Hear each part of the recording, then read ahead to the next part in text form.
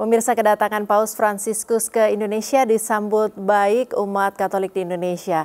Presiden Joko Widodo juga Paus Fransiskus di Istana Kepresidenan Jakarta Rabu pagi ini. Pertemuan ini menandai kunjungan pemimpin tertinggi Gereja Katolik di Indonesia dalam 35 tahun terakhir.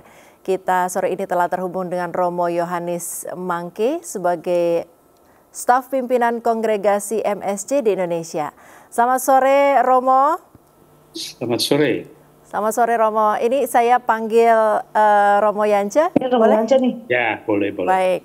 Romo Yanca, apa sebenarnya makna kunjungan Paus Fransiskus ke Indonesia, mengingat ini baru kunjungan yang ketiga begitu dari semua paus yang pernah ada? Ya, jadi seperti kita tahu, Paus Fransiskus adalah paus yang ketiga yang mengunjungi Indonesia. Sebelumnya ada Paus Yohanes Paulus II yang berkunjung ke Indonesia pada bulan Oktober tahun 1989.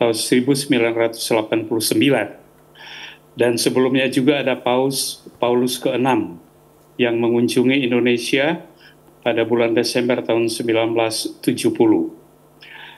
Kunjungan dari Paus sekarang ini tentu tidak lepas dari perkembangan baik situasi dunia maupun Indonesia sendiri. Ya. Paus Fransiskus berkunjung pertama-tama tentu sebagai pemimpin tertinggi umat Katolik se-Indonesia, sedunia, dan khususnya di Indonesia, dia ingin datang untuk meneguhkan dan mempertebal iman dari umat. Salah satu kerinduan dia selalu adalah menjadi dekat dengan umat, ya, berjumpa dengan umat. Jadi kedekatan dan perjumpaan dengan umat ini menjadi satu tema besar untuk dia, menjadi satu perhatian yang besar. Kita lihat sendiri walaupun fisiknya sudah begitu lemah, dia harus memakai kursi roda, tetapi toh dia dengan penuh semangat, penuh senyum, penuh kesederhanaan mau berjumpa dengan umat. Dan yang kedua, dia juga datang sebagai seorang kepala negara. Itu berarti bahwa dia mempunyai suatu otoritas tertentu, ya, dan otoritasnya itu adalah otoritas moral, bukan otoritas politik, ya.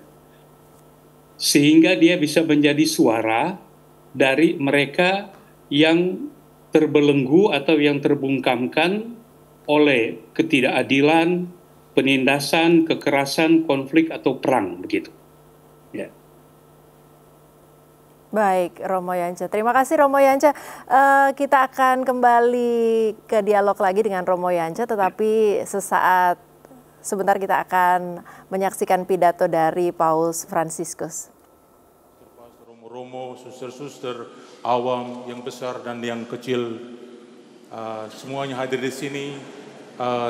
Tidak merupakan sebuah perbedaan di antara kita, semua kita adalah saudara, dan saya diberikan tanggung jawab untuk menumbuh dan mengembangkan Gereja Katolik. Saya ingin menyapa semua yang hadir di sini. Saya juga ingin berterima kasih kepada Ketua Konferensi Wali Gereja Indonesia untuk sambutannya. Demikian juga kepada saudara dan saudari kita yang telah membagikan kesaksiannya dengan kita. Seperti yang Anda sekalian ketahui, moto yang dipilih untuk kunjungan apostolik ini adalah iman, persaudaraan, dan bela rasa. Saya pikir ketiga keutamaan ini mengungkapkan dengan baik perjalanan Anda sebagai sebuah gereja dan karakter Anda sebagai sebuah bangsa yang secara etnik dan budaya berbeda. Pada saat yang sama, Anda sekalian dicirikan oleh sebuah pergumulan yang dalam untuk mewujudkan persatuan dan kehidupan bersama yang bersatu dan damai, seperti yang dicerminkan oleh prinsip-prinsip tradisional Pancasila. Sekarang saya ingin bersama Anda merefleksikan tentang tiga kata tersebut. La prima parola è fede. L'Indonesia è un grande paese con enormi ricchezze naturali a livello di flora, di fauna, di risorse energetiche e di materie prime e così via. Una ricchezza così grande potrebbe facilmente trasformarsi, letta con superficialità, in motivo di orgoglio e di presunzione, ma se considerata con mente e cuore aperti può essere invece richiamo a Dio, alla sua presenza nel cosmo e nella sua vita, nella nostra vita, come ci insegna la Sacra Scrittura. Avevo dimenticato questo.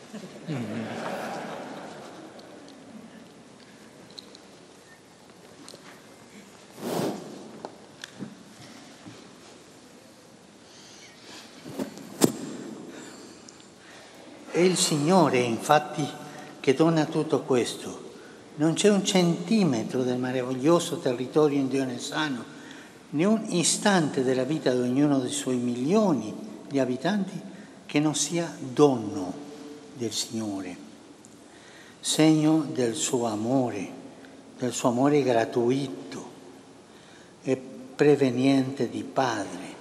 E guardare tutto questo con umili occhi di figli ci aiuta a credere, a riconoscerci piccoli e amati e a coltivare sentimenti di gratitudine e di responsabilità. Ce n'ha parlato Agnes a proposito del nostro rapporto con il creato e con i fratelli. È stata brava. Specialmente i più bisognosi, da vivere con uno stile personale e comunitario improntato al rispetto, alla civiltà e all'umanità con sobrietà e carità francescana. Yang pertama, iman. Indonesia adalah sebuah negara besar dengan banyak kekayaan alam, terutama marga dan satwa, sumber daya energi, bahan baku, dan seterusnya.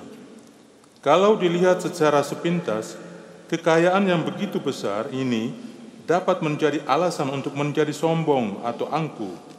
Tetapi kalau dilihat dengan pikiran dan hati yang terbuka, kekayaan ini sebaliknya dapat menjadi pengingat akan Allah, akan kehadirannya di alam semesta dan dalam hidup kita, seperti yang diajarkan kitab suci pada kita.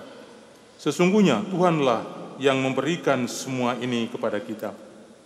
Tidak ada sejengkal pun dari wilayah Indonesia yang menakjubkan ini, dan tidak ada satu momen pun dalam kehidupan jutaan penduduknya yang bukan merupakan anugerah dari Allah.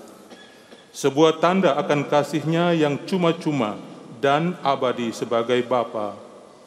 Melihat semua yang telah diberikan pada kita dengan mata anak-anak yang ugahari, membantu kita untuk percaya, untuk mengenal diri kita sendiri sebagai insan kecil dan dikasihi, dan untuk memelihara rasa syukur dan tanggung jawab.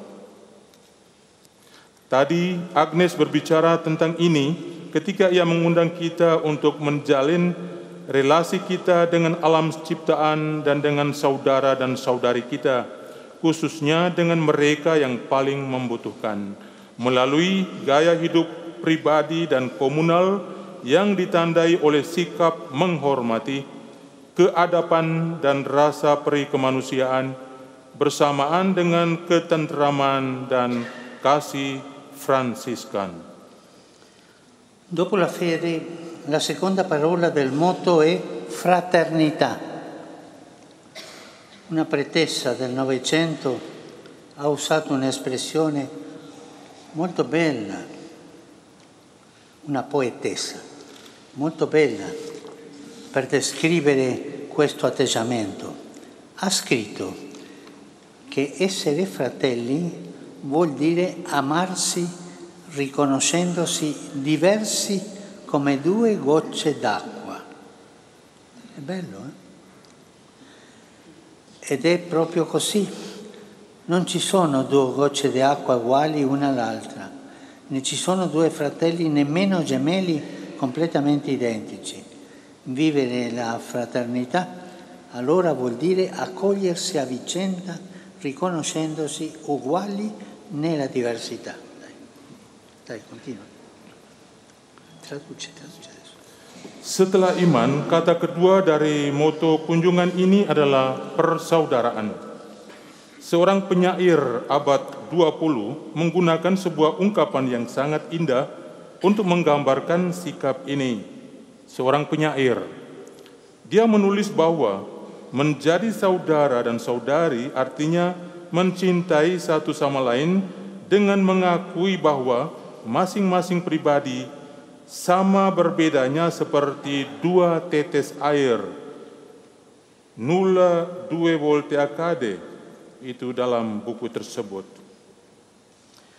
Anche questo è un valore caro alla tradizione della Chiesa indonesiana, che si manifesta nell'apertura con cui essa si relaziona alle varie realtà che la compongono e la circondano, a livello culturale, etnico, sociale e religioso, valorizzando l'apporto di tutti e donando generosamente il suo in ogni contesto. Questo, fratelli e sorelle, è importante, perché annunciare il Vangelo non vuol dire imporre o contrapporre la propria fede a quella degli altri, non vuol dire fare proselitismo, no, vuol dire donare e condividere la gioia dell'incontro con Cristo e sempre con grande rispetto e affetto fraterno per chiunque. E in questo vi invito a mantenervi sempre così, aperti e amici di tutti. E quell'espressione mi piace tanto, no? Mano nella mano, mano nella mano. Andare così, come ha detto Don Maxi, profeti di comunione in un mondo dove sembra invece sia crescendo sempre più la tendenza a dividersi, imporsi e provocarsi a vicenda. Stai attento. E su questo voglio dirvi una cosa. Voi sapete chi è la persona più importante del mondo che fa le più grandi divisioni? Voi lo sapete chi è? Il grande divisore sempre, che divide. Gesù accomuna e questo divide. È il diavolo. State attenti. Traduci. Ungkapan yang di atas tadi, ungkapan tentang dua tetes air tadi, melukiskan persaudaraan secara sempurna. Tidak ada dua tetes air yang sama. Tidak juga dua saudara atau saudari, bahkan saudara kembar pun sama sekali tidak identik. Menghidupi persaudaraan karenanya berarti menyambut satu sama lain, mengakui satu sama lain sebagai sederajat di dalam perbedaan. Nilai ini pun akrab dengan gereja Indonesia dan diperlihatkan melalui keterbukaan yang dengannya kalian semua menunjukkan beragam kenyataan dari dalam dan luar yang dijumpai pada tingkatan budaya, etnik, sosial, dan agama. Secara khusus, gereja setempat menghargai sumbangsi dari semua orang dan dengan murah hati menawarkan bantuan dalam setiap situasi. Ini penting, karena mewartakan Injil bukan berarti memaksakan iman kita untuk mempertentangkannya atau mempertentangkannya dengan orang lain, iman orang lain. Dilarang untuk melakukan proselitisme. Selalu dengan sikap penghargaan yang besar dan kasih sayang persaudaraan untuk semua orang.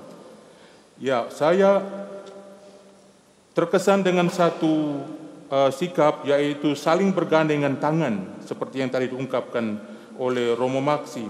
Nabi-nabi persatuan di dalam dunia ketika tendensi untuk memecah belah, memaksa dan memprovokasi satu sama lain kelihatannya terus-menerus meningkat.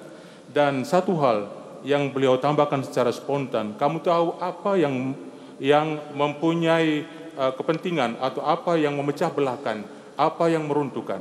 Semua itu tentu saja adalah kerja setan. Jadi berhati-hati. Cosa ti ha fatto ridere?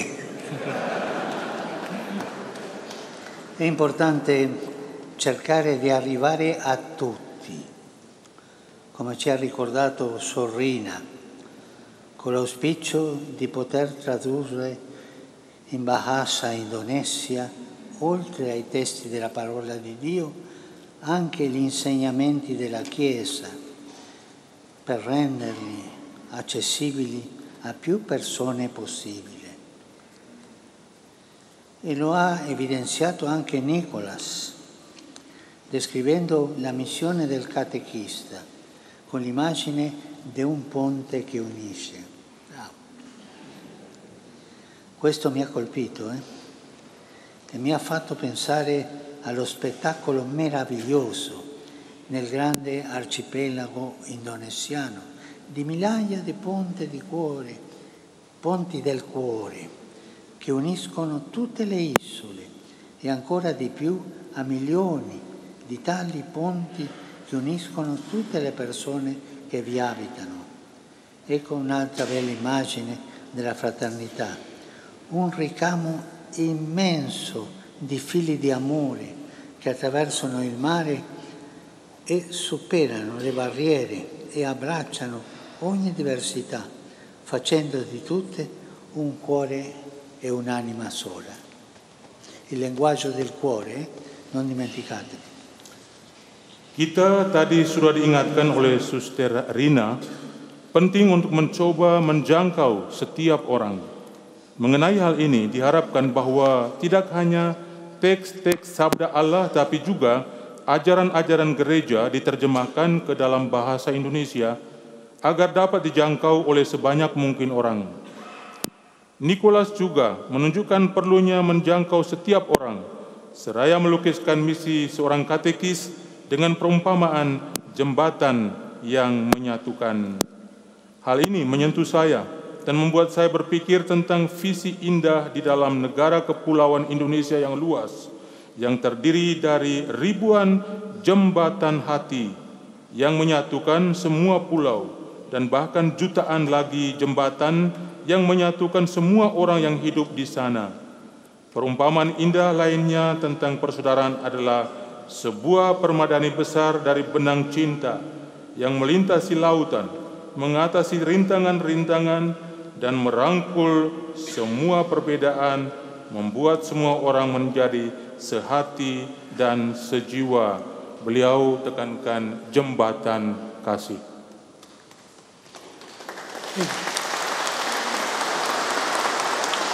E veniamo alla terza parola, compassione, che è molto legata alla fraternità. Compassione vuol dire patire con l'altro, condividere i sentimenti. È bella parola. Come sappiamo, infatti, la compassione non consiste nel dispensare elemosine ai fratelli e sorelle bisognosi, guardandoli dall'alto in basso, guardandoli dalle proprie sicurezze e dei propri privilegi, ma al contrario, compassione significa farci vicini gli uni agli altri, spogliandoci di tutto ciò che può impedirci di chinarci per entrare davvero in contatto con chi sta a terra e così sollevarlo dan ridarle speranza. Sekarang kita sampai pada kata ketiga, bela rasa, yang sangat terkait erat dengan persaudaraan. Kita tahu bahwa bela rasa tidak dibatasi saja pada memberi sedekah kepada saudara dan saudari yang membutuhkan, sambil memandang rendah mereka dari menara rasa aman dan keberhasilan kita. Sebaliknya, bela rasa berarti mendekatkan kita satu dengan yang lain, menghapuskan segala sesuatu yang menghalangi kita untuk turun menyentuh mereka yang ada di bawah, mengangkat mereka dan memberikan mereka harapan. Bandingkan Fratelli Tutti 70. Terlebih, bela rasa berarti merangkul mimpi dan hasrat mereka akan kebebasan dan keadilan, memelihara mereka, mendukung mereka sambil melibatkan orang lain, memperluas jaring dan batas-batasan untuk menciptakan kekuatan kasih yang luas dan besar. Questo è importante, toccare la povertà. Quando io confesso, domando sempre alle persone adulte, tu dai elemosina? Mi dicono di sì, generalmente, perché è gente buona. Ma la seconda domanda, tu quando dai l'elemosina, tu tocchi la mano del mendicante, tu li guardi agli occhi o tu le butta la moneta da lontano per non toccarlo? Questa è una cosa che dobbiamo imparare tutti. La compassione significa soffrire, patire, accompagnare nei sentimenti a quello che sta soffrendo, abbracciarlo, accompagnarlo. E non solo, vuol dire anche abbracciarne i sogni e desideri di riscatto e di giustizia, prendersene cura, farsene promotori e cooperatori, coinvolgendo anche altri, allargando la rete e il confine in un grande dinamismo espansivo di carità. E questo non vuol dire essere comunista, questo vuol dire carità. Selamat sore Romo Yanja. Kembali bersama Priska di sini, Romo. Ini baru saja kita dengarkan pidato dari Paus Fransiskus yang mengatakan banyak hal, terutama ada 2 poin yang diungkapkan berulang-ulang, yaitu tentang iman dan juga persaudaraan. Bagaimana Romo melihat hal ini?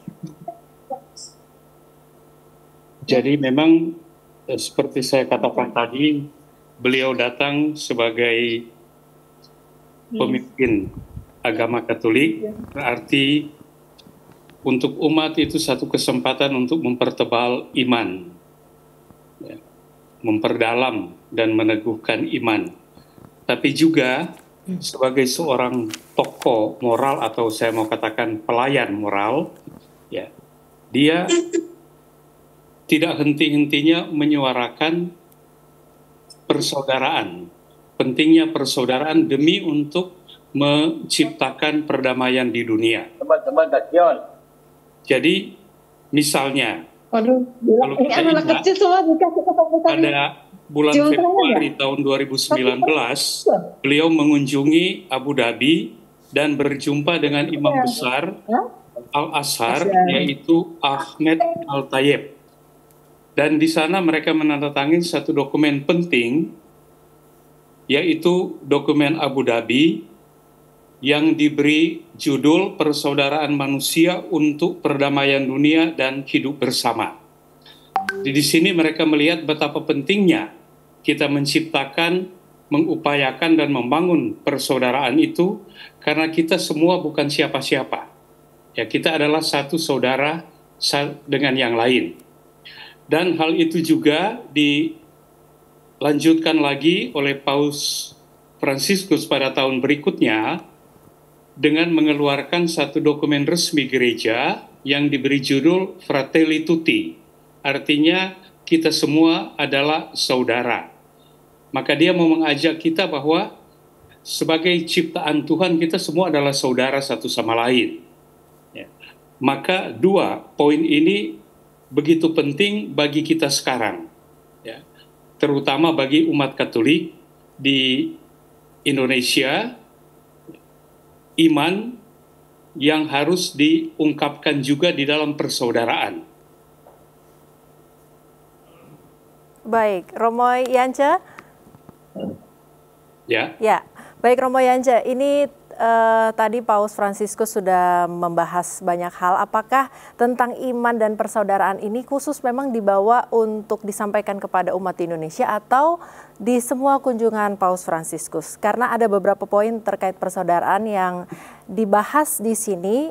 Salah satunya adalah menyinggung perbedaan sebagai keunikan, kemudian saling menghargai sebagai sesuatu yang menyatukan, kemudian jembatan hati, jembatan kasih sebagai sesuatu yang menyatukan. Apakah memang khusus untuk konteks Indonesia dengan segala perbedaannya? Persaudaraan itu saya kira menjadi milik dari semua orang. Ya, bukan hanya orang Indonesia, tapi seluruh dunia membutuhkan itu. Karena itu, Paus tidak henti-hentinya untuk menyuarakan persaudaraan itu. Dan seperti dalam dokumen yang mereka tanda tangani itu, persaudaraan sangat dibutuhkan untuk membangun suatu perdamaian di dunia ini. Jadi bagi dia itu sangat penting. Dan bagi saya juga sungguh luar biasa bahwa apa yang disepakati katakanlah di Abu Dhabi itu dikonkretkan juga oleh pemerintah Abu Dhabi dengan membangun apa yang disebut di Abrahamic Family House atau rumah keluarga Abraham yang terdiri dari masjid, gereja, dan sinagoga. Ya. Jadi 3 rumah ibadat itu berada dalam satu area, bahkan bentuknya sama kalau kita lihat dari luar, tapi tentu di dalamnya itu sesuai dengan keyakinan masing-masing. Ya. Nah, ini mau menyatakan bahwa kita mempunyai satu common keprihatinan, satu common persaudaraan. Dan menarik juga tagline yang ditulis di Abrahamic Family House itu, diverse in our faiths, common in our humanity, together in peace. Jadi walaupun kita punya iman itu berbeda-beda, tapi kita bisa bersatu dalam kemanusiaan, dalam persaudaraan, dan juga di dalam perdamaian. Dan bagi saya juga misalnya di Indonesia ini, terowongan silaturahmi yang menghubungkan antara Masjid Istiqlal dan Gereja Katedral itu mempunyai simbol yang sangat-sangat kuat, yaitu simbol persahabatan dan simbol persatuan antar kita sebagai umat manusia, sebagai saudara. Baik, terkait dengan persatuan, persaudaraan, tadi sempat disinggung juga oleh Paus Fransiskus dalam pidato saat mengunjungi Istana Negara. Ada satu kalimat menarik, Romo. Ada Paus Fransiskus ini menyinggung tentang kemajemukan budaya yang besar dan ideologi yang berbeda, dikaitkan dengan keseimbangan yang bijaksana namun rentan. Kira-kira apa arti kalimat yang diungkapkan oleh Paus Fransiskus ini? Saya sangat senang juga melihat dan juga mendengar bagaimana Paus Fransiskus mengatakan tadi di istana itu bahwa Indonesia itu Bhinneka Tunggal Ika. Namun memang perlu bahwa kebinekaan ini, perbedaan-perbedaan yang ada itu, kita buat itu sesuatu untuk menyatukan, bukan untuk memisah-misahkan satu sama lain. Memang akan ada banyak tantangan tentu untuk itu. Tetapi bahwa kebinekaan itu menjadi suatu nilai, katakanlah suatu modal yang luar biasa dari Indonesia, ini sungguh menjadi salah satu keunikan dari Indonesia kita. Baik, terima kasih Romo Yance. Kami akan kembali lagi dengan dialog, tapi kita akan bergabung kembali ke Katedral Jakarta untuk mendengarkan lanjutan pidato Paus Fransiskus. Kita saksikan bersama. Adalah teladan iman, tetapi dia juga secara simbolis menopang seluruh bangunan gereja melalui ya-nya yang sahaja terhadap rencana Allah. Tubuhnya yang rapuh, yang diletakkan di atas pilar, di atas batu wadas yang adalah Kristus sendiri, seolah memikul beban seluruh bangunan bersamanya, seolah-olah mau mengatakan pada akhirnya bahwa karya manusia dan kecerdasan manusia tidak dapat mendukung dirinya sendiri. Oleh karena itu, Maria dalam hal ini tampil sebagai citra persaudaraan, sebagai sikap yang menyambut di tengah pintu masuk utama kepada mereka semua yang ingin masuk. Akhirnya Bunda Maria juga merupakan sebuah ikon bela rasa yang mengawasi dan melindungi umat Allah yang dalam suka dan duka mereka bekerja dan berharap yang berkumpul di rumah Bapa. Cari fratelli e sorelle, mi piace concludere questa conversazione riprendendo ciò che San Giovanni Paolo II, in visita qui alcuni decenni or sono, ha detto proprio rivolgendosi ai vescovi, ai sacerdoti e ai religiosi e religiose. Citava il versetto del Salmo: «Letentur insule multe», gioiscono le isole tutte, e invitava i suoi ascoltatori a realizzarlo, rendendo testimonianza alla gioia della resurrezione e dando la vita così che anche le isole più lontane possano gioire udendo il Vangelo di cui voi siete veri predicatori e insegnanti e testimoni. Anch'io vi rinnovo questa esortazione e vi incoraggio a continuare la vostra missione forti nella fede, aperti a tutti nella fraternità e vicini a ciascuno nella compassione. Forti, aperti e vicini, con la fortezza della fede, l'apertura per accogliere tutti. A me, stai attento, a me colpisce tanto quella storia del Vangelo, quando gli invitati a nozze non hanno voluto venire e non sono venuti. E cosa fa il Signore? Si amareggia? No, ha capito qualcosa quell'uomo e manda i suoi: andate all'incrocio delle strade e portate tutti dentro con questa cosa tanto bella che andare avanti con la fratellanza, con la compassione, con l'unità, tutti. E penso io a tante isole, no? Tante isole che il Signore dice alla gente buona, a voi, tutti, ma quello è tutti. Anzi il Signore dice una cosa: buoni e cattivi, tutti. Saudara-saudari yang terkasih, saya ingin menutup refleksi ini dengan mengulangi apa yang Santo Yohanes Paulus II katakan ketika memberikan sambutan kepada para uskup, klerus, dan biarawan-biarawati selama kunjungannya di sini beberapa puluh tahun yang lalu. Mengutip ayat berikut ini dari kitab Mazmur 97 ayat 1, Letentur insule multe, yang berarti biarlah banyak pulau bersuka cita. Beliau mengundang para pendengarnya untuk melaksanakannya dengan menjadi saksi sukacita kebangkitan dan melalui pemberian diri demikian sehingga bahkan pulau-pulau yang paling jauh pun dapat bersuka cita karena mendengar Injil yang mana Anda semua adalah para pewarta, para guru, dan saksi-saksi yang otentik. Saya juga ingin membaharui ajakan ini dan saya mendorong Anda untuk meneruskan misi Anda dengan menjadi kuat dalam iman, terbuka kepada semua dalam persaudaraan, dan dekat dengan satu dengan yang lain dalam bela rasa.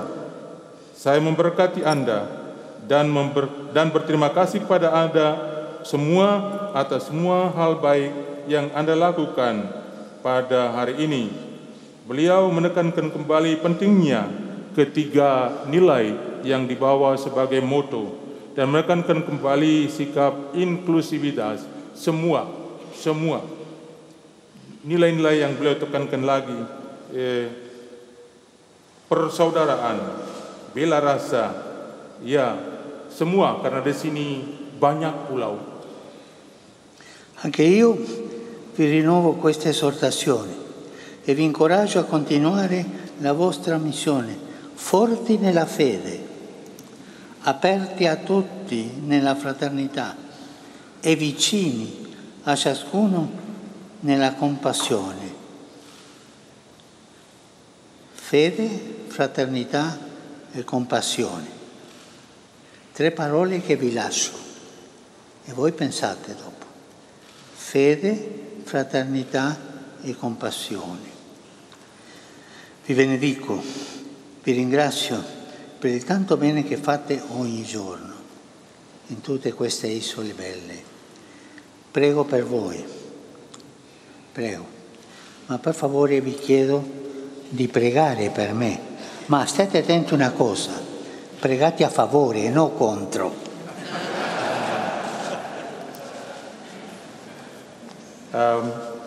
Jadi sebenarnya sudah diterjemahkan tadi, beliau membaharui ajakannya dengan menekankan 3 hal sebagai moto kunjungan beliau pada hari ini. Secara khusus beliau tekankan kuat dalam iman, terbuka kepada semua dalam persaudaraan, dan dekat dengan satu sama lain dalam sikap atau bela rasa.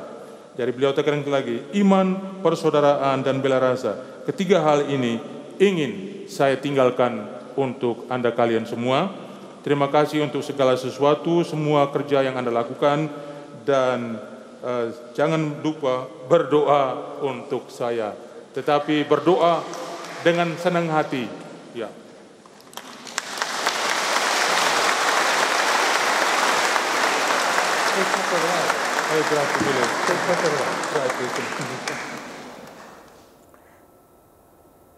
Romo Yance masih bersama kami? Ya, Ya. Romo baru saja Paus Fransiskus ini menyinggung tentang mengajak untuk umat bermisi begitu. Bermisi artinya kuat dalam iman, persaudaraan dan juga bela rasa. Jika Romo melihat dalam kehidupan bernegara di Indonesia, apa yang bisa umat lakukan secara konkret untuk melakukan misi yang dimaksud oleh Paus Fransiskus? Ya, kalau kita melihat misi atau tugas perutusan Gereja Katolik di Indonesia, iman itu terungkap dalam karya-karya. Ya, misalnya karya pendidikan, karya kesehatan, karya-karya sosial lainnya. Dan karya-karya ini tidak hanya ditujukan untuk orang Katolik saja, tapi siapapun juga. Belas kasih atau compassion tadi, bela rasa, dinyatakan misalnya dalam banyak karya-karya karitatif. Ya.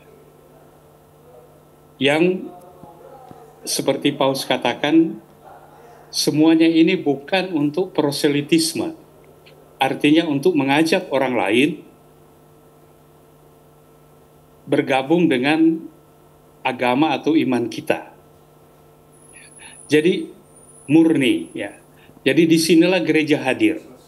Gereja hadir secara nyata melalui karya-karya dan kesaksian dia, witness, bahwa dia itu orang yang beriman. Gitu. Dan juga satu hal yang bagus yaitu di Indonesia, kerukunan hidup beragama, dialog antar iman itu digalakkan terus. Ini juga suatu cara yang sangat nyata untuk menunjukkan bahwa dalam keanekaragaman, tapi kita bisa menjalankan agama, kita bisa menghayati iman kita dengan bebas. Kita juga bisa melaksanakan karya-karya yang nyata itu. Baik itu karya-karya kesehatan, pendidikan, atau karya-karya karitatif lainnya. Jadi, kehadiran satu gereja itu harus nampak dari kesaksian hidup penganutnya, tapi juga dari apa yang bisa dibuat untuk kesejahteraan orang lain. Baik. Baik, terkait dengan misi perdamaian yang dibawa oleh Paus Fransiskus, Paus yang ketiga yang mengunjungi Indonesia, apa yang membedakan misi perdamaian yang dibawa oleh Paus Fransiskus ini dengan misi atau pesan lain yang pernah dibawa oleh Paus sebelumnya yang datang ke Indonesia, Romo? Sebenarnya kalau saya melihat kehadiran seorang pemimpin gereja Katolik seperti Paus itu, dia akan membawa yang diistilahkan oleh Paus kita sekarang itu the joy of the gospel, sukacita Injil. Nah, sukacita Injil itu harus nampak secara nyata itu di dalam, misalnya kita boleh hidup berdampingan secara damai, ya, hidup nyaman, ya, hidup bersatu, hidup rukun. Ya. Jadi apa yang menjadi nilai yang sudah dilihat oleh Vatikan sejak dulu, kerukunan itu, persaudaraan yang menjadi sesuatu yang sangat kuat di Indonesia, sangat diperlukan untuk perdamaian itu. Jadi saya kira bahwa perdamaian itu adalah suatu pesan universal. Ya. Tapi tentu setiap konteks zaman atau tempat itu akan berbeda juga. Nah, kita lihat misalnya di Indonesia sekarang dengan pelbagai hiruk pikuk politik, lalu kemudian juga ada banyak masalah-masalah yang lain.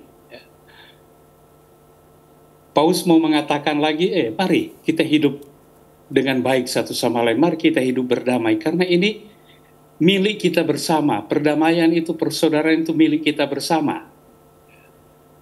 Jadi saya kira itu adalah sesuatu yang diperbaharui lagi, dipertegas lagi oleh kedatangan Paus ke Indonesia ini. Kalau Romo Yance sendiri yang memang ada mengetahui konteks Indonesia, bagaimana Romo Yance sendiri melihat tentang Indonesia di zaman ini dalam kaitannya dengan berdampingan secara damai, hidup berdampingan secara damai, dan juga gereja yang berkarya? Apakah sudah cukup maksimal atau apa hal yang perlu dimaksimalkan lagi terkait dua hal ini, Romo? Ya. Jadi dalam hal misalnya hubungan antar agama, saya mengerti bahwa pemerintah kita sekarang menggalakkan apa yang disebut moderasi hidup beragama. Ya.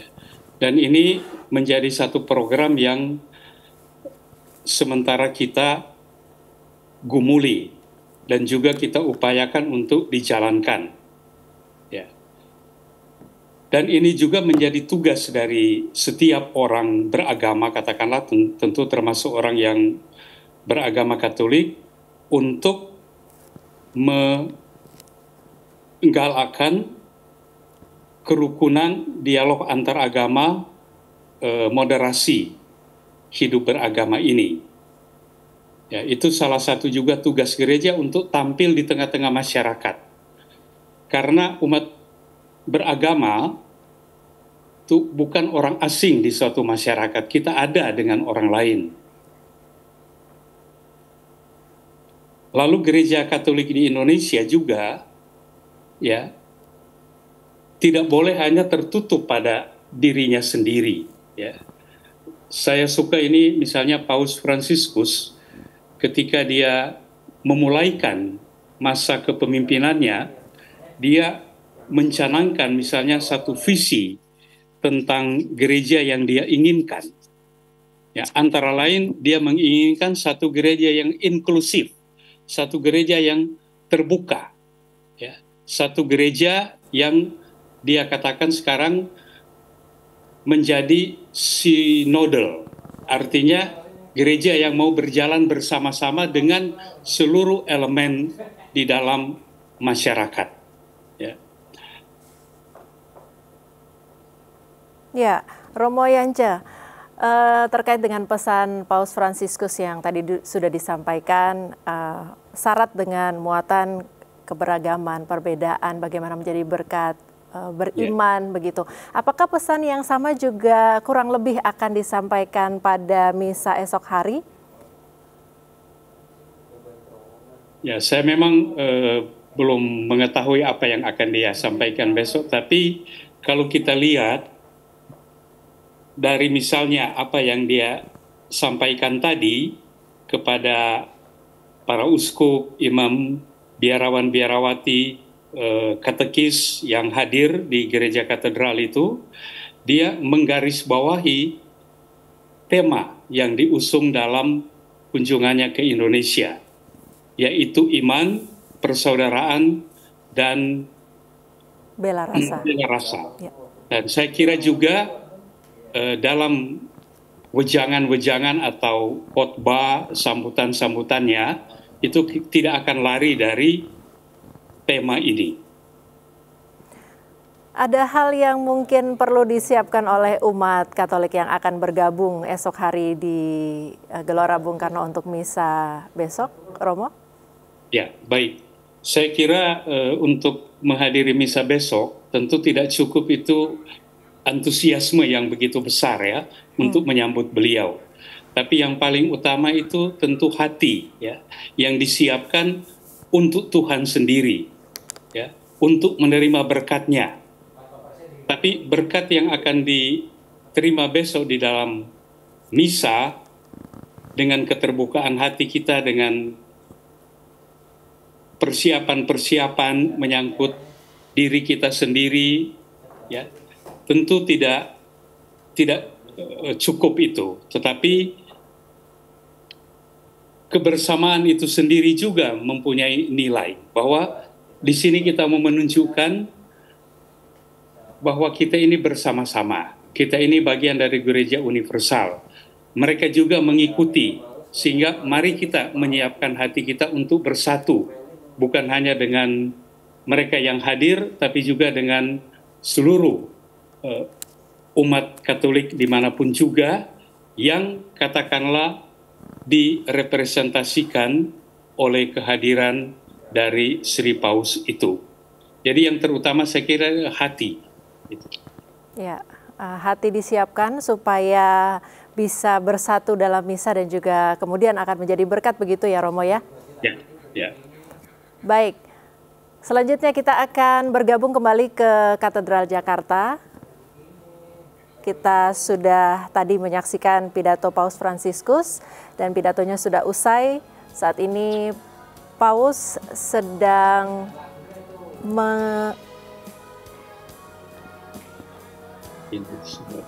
misa sudah selesai dan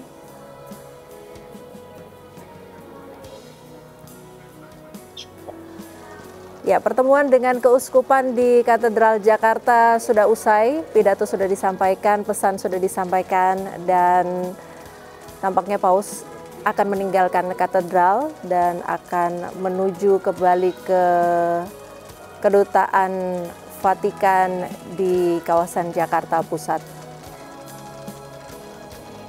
Ya. Ya, kita sambil menyaksikan visual bahwa Paus sambil meninggalkan katedral juga menyapa jemaat dan umat yang hadir.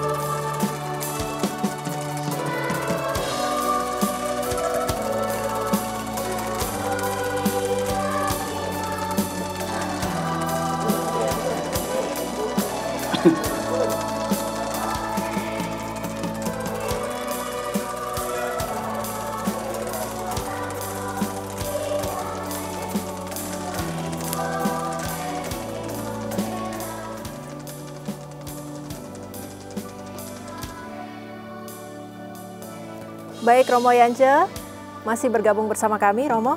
Ya, ya. Ya, Romo, ini tadi dalam pidato Paus Fransiskus ada hal yang disinggung mengenai iman kepada Allah. Kembali lagi soal iman, bahwa memohon berkat Allah, beriman kepada Allah itu kadang-kadang sepertinya dalam teks yang tadi disampaikan ini ada disinggung tentang umat atau manusia yang kadang memiliki kecenderungan kurang beriman atau kurang mengharapkan berkat dari Allah sendiri begitu. Bagaimana Romo melihat hal ini? Ya, memang untuk menghayati atau menghidupi suatu iman, itu pasti akan ada banyak tantangan-tantangan. Iman itu tidak jadi dengan sendirinya atau sekali kita mengatakan, oh kita sudah dibaptis itu sudah jadi. Ya. Kita tahu bahwa di tengah-tengah kehidupan kita itu ada banyak tantangan.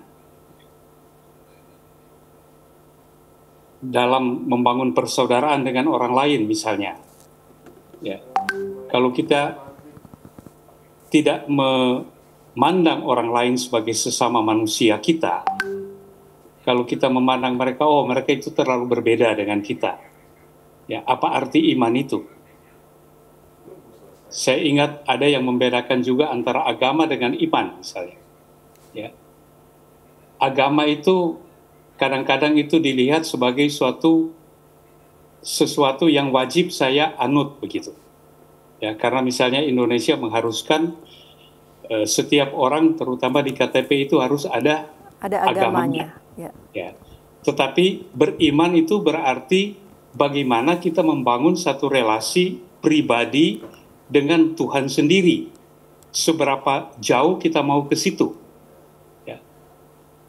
Jadi mungkin ada banyak orang yang mengatakan saya beragama, tapi mungkin imannya itu sangat tipis, sangat kurang. Sehingga iman itu harus diperdalam. Misalnya melalui kehidupan rohani, doa-doa, membaca kitab suci Alkitab, ya, mendengarkan penjelasan-penjelasan dan begitu banyak, ya. Jadi kalau kita juga malas untuk mengatakan, well, saya tidak suka untuk membaca Alkitab, saya tidak suka mendengarkan penjelasan-penjelasan, saya tidak suka terlibat dengan masalah orang lain. Ya, kita harus bertanya iman kita itu apa sebenarnya? Ya, kita diberikan banyak kesempatan untuk mempertebal iman kita itu. Setiap agama saya kira mempunyai tata cara, mempunyai juga jalan-jalan untuk itu. Sampai sejauh mana kita mau memanfaatkan semuanya itu. Baik, artinya boleh saya simpulkan iman akan tampak dalam perbuatan dan karya, begitu ya Romo ya? Ya, ya. Seperti saya mengingat apa yang dikatakan oleh Rasul Yakobus ya, iman tanpa perbuatan sia-sia. Baik, terima kasih Romo Johannes Mangke yang sudah bergabung bersama kami di sore hari ini. Demikian pemirsa Sindo Spesial Kunjungan Paus Fransiskus bertemu dengan umat di Indonesia dan juga Presiden Joko Widodo. Selamat menyaksikan acara kami selanjutnya.